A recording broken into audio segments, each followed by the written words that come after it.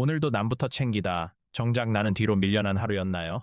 수십 년을 그렇게 살아왔다면 지금 이 영상이 당신에게 꼭 필요한 이유가 있습니다. 착한 사람에게만 찾아온 함정이 있어요. 오늘 7문장이 그 이유와 답을 함께 알려드릴게요. 착한 사람은 거절을 죄처럼 느낍니다. 내가 안 하면 누가 하나? 그 마음으로 평생 퍼주죠. 하지만 선없이 퍼주다 보면 상대는 나를 당연한 사람으로 여기기 시작합니다. 감사 인사도 사라지고 기대만 조용히 커져갑니다. 그러다 어느 순간 나는 없어도 그만인 사람이 되죠. 아이러니하게도 가장 많이 줬던 사람이 가장 먼저 잊혀지는 경우가 많습니다. 그게 선 없는 친절이 만들어내는 씁쓸한 결말입니다. 얼마나 많은 말을 삼키며 살아오셨나요? 싫다는 말, 힘들다는 말, 이제 그만이라는 말. 배려는 참 아름다운 마음입니다. 하지만 나를 지워가며 하는 배려는 배려가 아니라 소멸입니다. 말을 삼킬 때마다 나의 일부도 함께 사라집니다. 나를 아끼는 사람들조차 내가 힘든 줄 모르는 건 내가 한 번도 티를 낸 적이 없기 때문입니다. 내 목소리를 지키는 것이 결국 나를 지키는 첫걸음입니다. 하고 싶은 말이 없는데도 말을 한다는 건 물론 상대를 배려하는 태도일 수 있다. 하지만 상대를 배려하느라 자기 자신은 배려하지 못하게 되는 경우도 많다. 착한 마음이 때로는 상대를 약하게 만듭니다. 늘 내가 대신해주면 그 사람은 혼자 설 힘을 잃어요. 아이가 넘어질 때마다 대신 일으켜주면 그 아이는 결국 혼자 일어서는 법을 배우지 못합니다. 관계도 다르지 않아요. 내가 다 해결해주는 것이 사랑처럼 느껴지지만 그 사람이 스스로 성장할 기회를 빼앗는 겁니다. 진짜 사랑은 스스로 서도록 지켜보는 겁니다. 때로는 불편해도 내버려두는 용기죠. 이는 상대를 돕고 싶다는 선의에서 비롯된 행동이지만 결과적으로는 관계를 악화시키거나 상대방의 무력감을 증폭시킨다. 나에게 먼저 친절해야 합니다. 이건 이기심이 아니에요.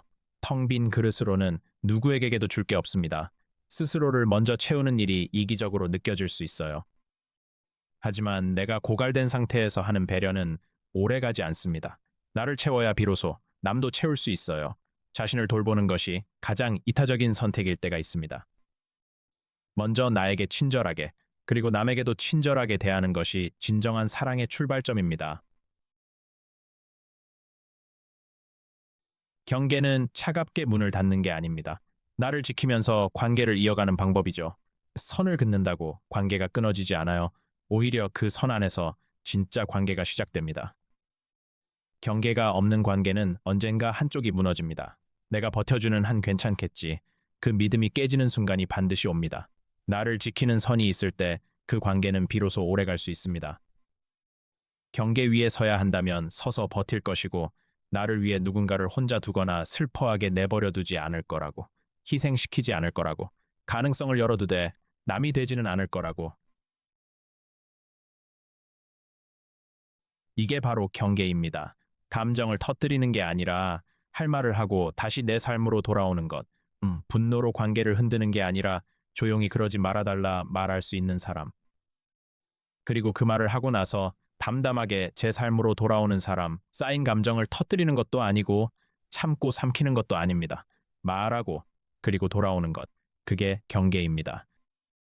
가까운 사람과 의견 차이가 발생하면 그러려니 하며 받아들이고 누군가가 무례한 말을 하면 그러지 마세요라고 단호히 말한 뒤 아무 일도 없었다는 듯 다시 자신의 삶에 집중합니다.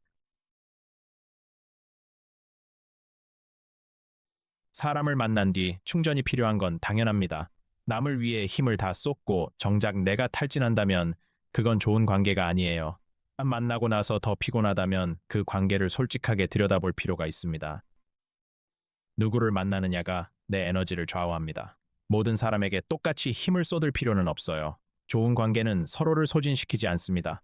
나는 다양한 관계도 즐기기지만 그 후에는 반드시 충전의 시간을 가져야 한다. 지루하거나 외롭기 싫어서 관계를 놓지 않지만 한꺼번에 많은 사람을 만나기보다는 둘만의 만남을 선호한다. 혼자 있는 시간을 잘 보내는 사람이 관계도 잘 맺습니다. 고독이 두려워 관계에 매달리면 결국 서로가 지쳐버립니다.